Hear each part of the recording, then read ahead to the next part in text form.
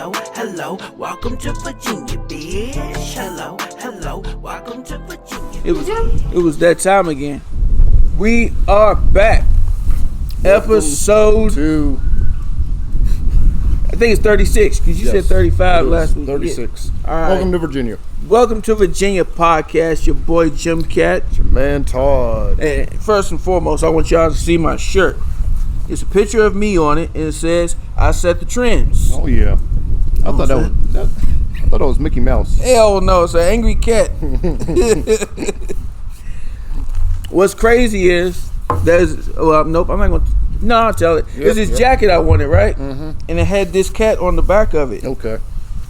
But they were sold out of the jacket. Damn. So I screenshotted the picture of the jacket and used the same picture to upload and make my shirt out of it.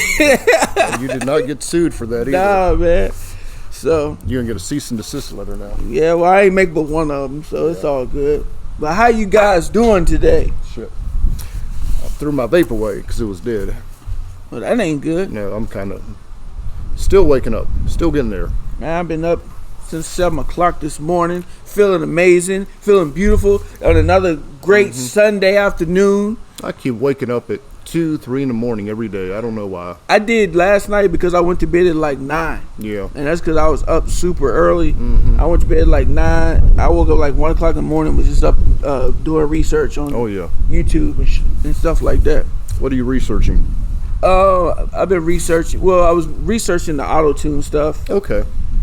And stuff like that, just to see if there was anything else I could add to my production. So break that down for me real quick. The AI and the auto-tune. Well, what I did, me, Mr. James Ellis, is I downloaded because I always wanted to get into auto-tune because I was seeing all of these artists that weren't on a major scale, like local artists, some local artists, not all of them, using auto-tune wrong. And I didn't know why, because I'm like, why does it, I mean, if it's supposed to be making your voice in tune, why are y'all not in tune? But now I get it, because you have to be someone in tune yourself. You have to be singing in key even if you can't sing. You got to hear it. You know what I'm saying? In order for it to sound good, because you have to get the song in, you have to have the right key on the software and all of that stuff. So all of that has to be in line. So when you recorded it, were you hearing yourself in auto-tune as you recorded it? You can do it that way, or you can record yourself and then do it in key. Okay. The last one I did, I did it along with it. Yeah. But the first one, I just went back and used it, and it worked out pretty good too. Oh yeah. I mean, if you sang it in key with the shit, it's gonna line up accordingly anyway. I think it's way harder to do if you can't sing. So you taking the right ingredients from the very beginning, and then adding that extra little flavor. Yeah, like it wasn't really nothing to do, and I'm glad that I did it, because where we at with music now, if you don't have some of that flavor added to it, most people won't even listen to it. You gotta make it pop, make it stand out. Yeah. So. Yeah. And as far as AI, I was asking them how to what software should I download? What's the easiest one to get into? How do I do this? How do I do that? It was like you was sitting right beside me, telling me everything that was going on the whole time. On command. Yeah, I was like, shit. So you right. I might not even need you anymore. Shit. But nah, man. Yeah, so because I'm gearing up, I done put all my old equipment online. I'm gonna get rid of that. Oh yeah. Like I said, I posted. I got I just got a Neumann mic, and I'm upgrading my preamp. Now, is this something you're gonna, so you're gonna take this and use this for your classroom too, right? Well, yeah, I'm gonna use it. I'm gonna use it for my classroom, and then what I'm trying to do is, I've never actually put out an official album on my own, so I'm gonna take my time and actually do that, because working with these kids has got me excited about doing music again in general. Yeah. And the consensus amongst the children, they all love drill. I'm going around the room asking all the music that they love. They all want to rap to a drill beat. I'm like, goodness gracious. But it's dope, because it lets me know, you got to know what the kids like, and you got to know what the women like. Oh yeah. If you're gonna make records, so you have to appeal. You have to have that mass appeal. If you're not in tune with what's hot, and you just making music that you like, it's never going to work. I mean, I feel like true art, true music, you know, painting, any kind of art really. You take whatever's inside of you, and if you're sharing the right thing, then everybody's gonna feel it. Yeah. You know. So that's the key to it. I feel like I gotta take what it is that I'm trying to get out, whatever message that I'm trying to convey. Yeah. But then sprinkle in all those different components that I need to have to even get somebody to listen to it. Like if the beat ain't right, it don't matter what you're saying. Yeah. So music, you know, came about because people wanted to communicate something they normally couldn't or wouldn't want to say out loud. You know, you're looking at hundreds of years of people who might not have been able to just come out and speak up about what they wanted to, or, you know, trying to communicate with other people in a certain way that we can all feel. And music is one of the, I'll say it's the greatest form of expression. Yeah.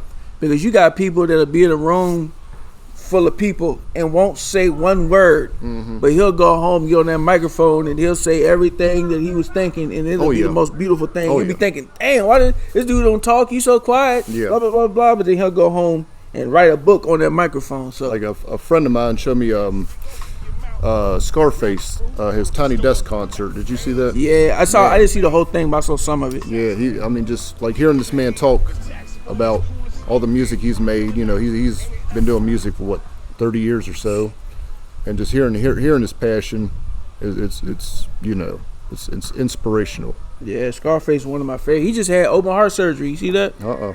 He been going through it, man. COVID almost took him out. You know, he beat cancer, and now he's got. He just had open heart surgery. I don't know what the reason for him needing that, but anytime you have surgery like that, it's life or death, man. You could go to sleep and never wake up when you have those type of surgery. So shout out to Scarface. Glad you're still here with us, man.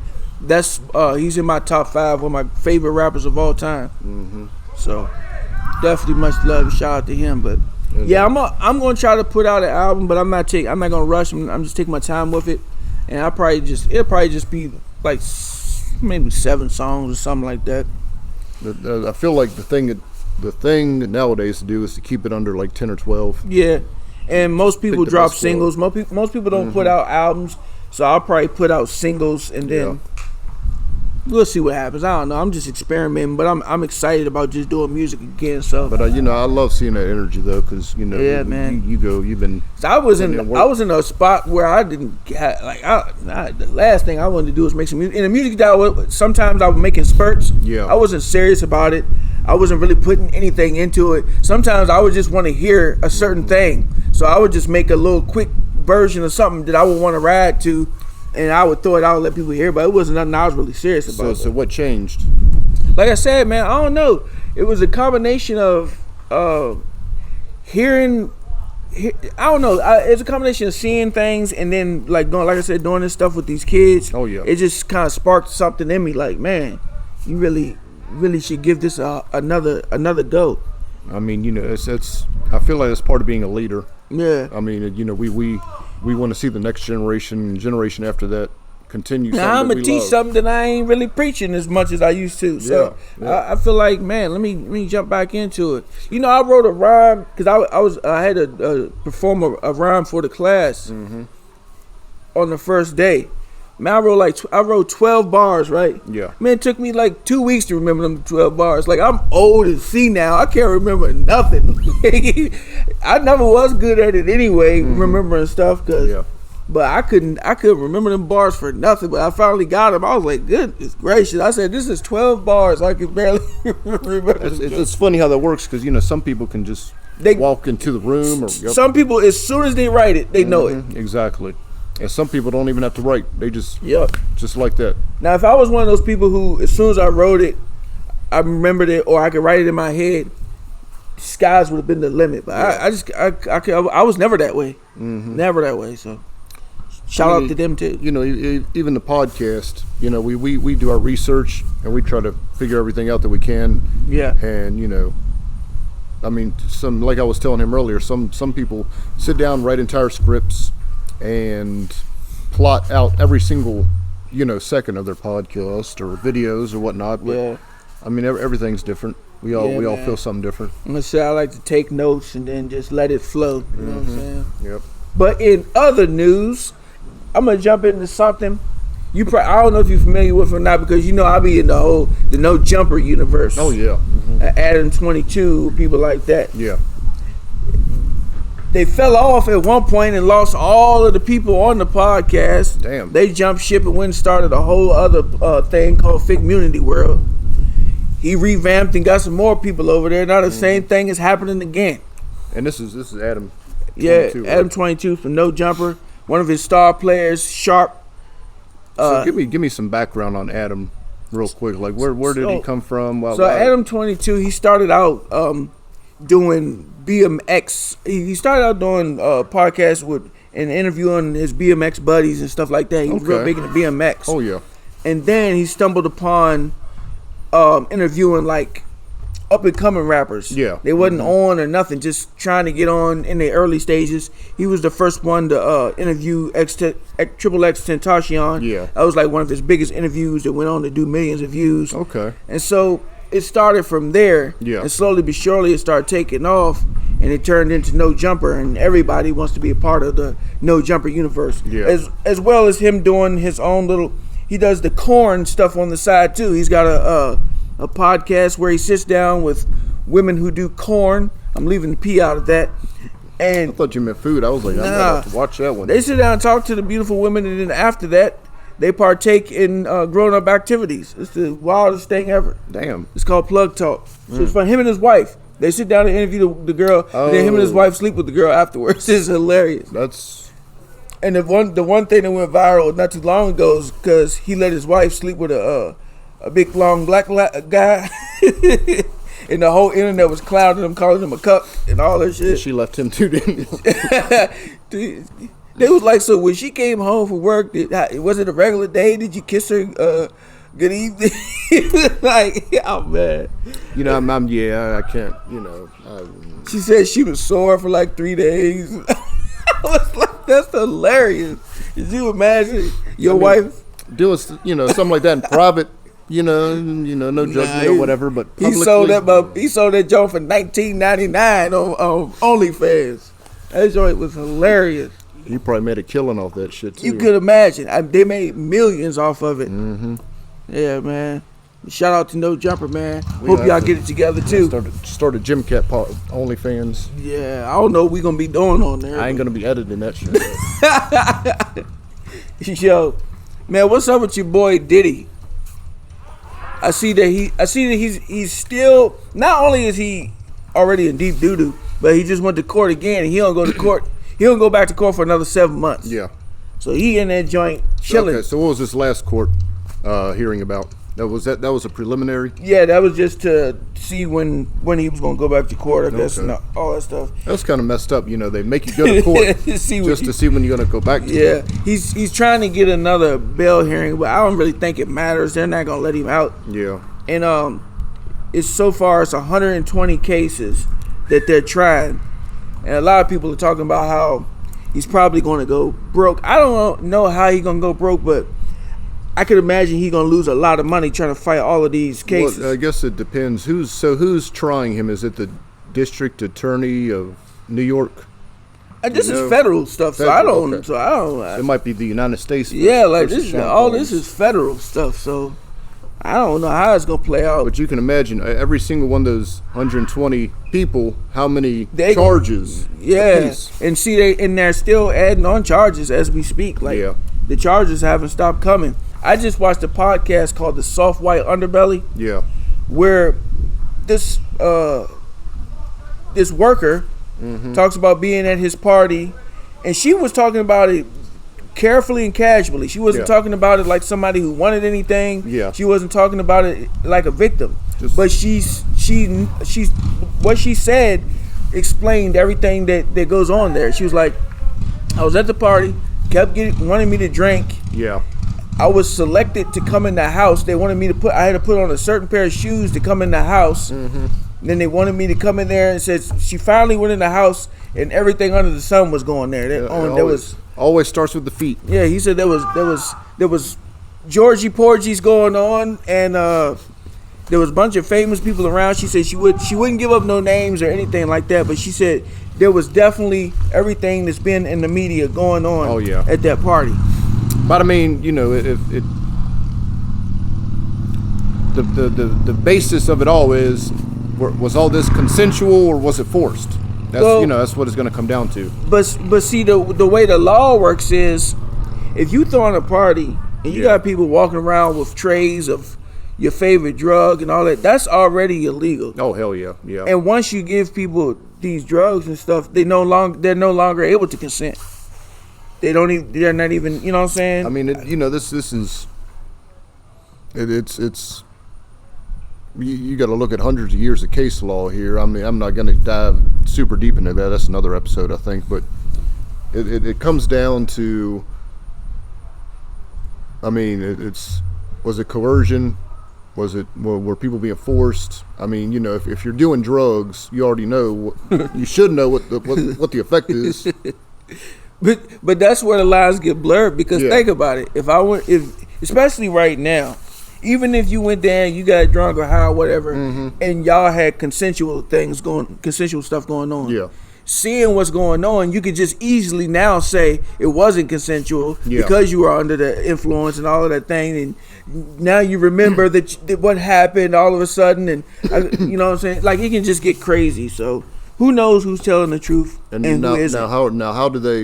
How would the defense team even begin to defend him against all that, though? That's kind of what I'm curious to see. I don't know, but I feel like the main problem that he's going to have is all of these tapes. Yeah.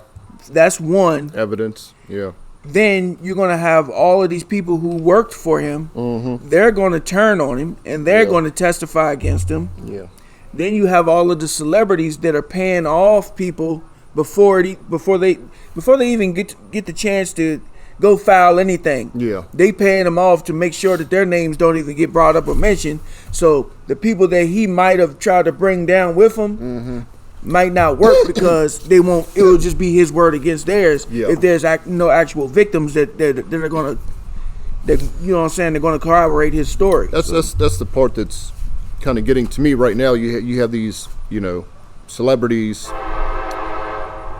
famous people, and they're trying to protect their identity at any cost. But you know, everybody has skeletons in their closet. Everybody's done crazy stuff. I mean, is it really worth all that money and all that risk trying to cover it all up?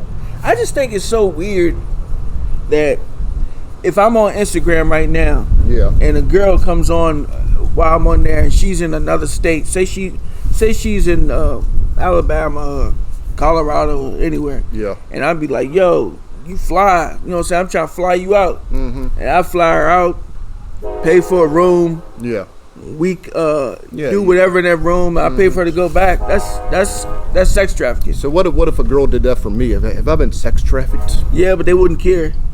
They'll never look at it the same way. Yeah, that's double standard. It's wild, man. Yeah. It's you know, I feel like this is going to be I wouldn't say a landmark case, but it's going to have pretty big repercussions. Yeah. Because it's a new world out here. We have the whole digital era,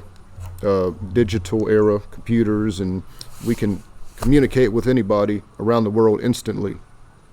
And it's you know, there's a lot more freedom. I don't know.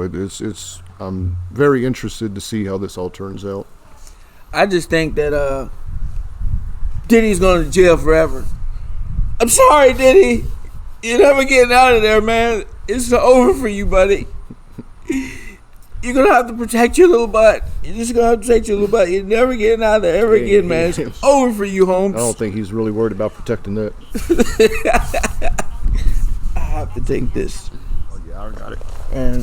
But yeah, I hope Diddy figures it out, but I just don't see it being a possibility. I think he's screwed. I don't think no amount of money is going to help him. Yeah. I think that there's something bigger than him that's going to make sure that he never sees the light of day again. But prayers go out to his mother, because they said that she's been hospitalized since this whole thing happened. She was walking into court, people yelling out, "Your son's a monster." It's like, it's crazy, man. Yeah. Like, not even taking into consideration how she feels or his kids feels or anything. However you feel about him, man, ain't got to do it for her. You know, he does have a beautiful family. Yeah, and man, you know, he's a man at the end of the day.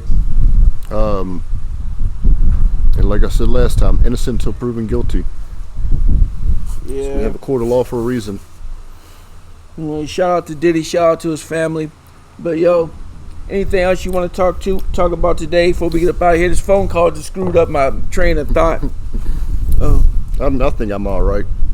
I don't know. This has definitely been another amazing episode. I feel like we're gonna have a few more additions to our podcast, hopefully coming soon. Oh, yeah. And anybody that wants to come on and chill and talk some hip hop, want to debate some topics or anything of that nature, holler at your boy and we'll get it done. You know, I think there's a lot of big changes coming in the future. Yes, sir. Yes, changes sir. coming right now.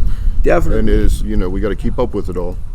But until next time, welcome to Virginia. Peace. Peace.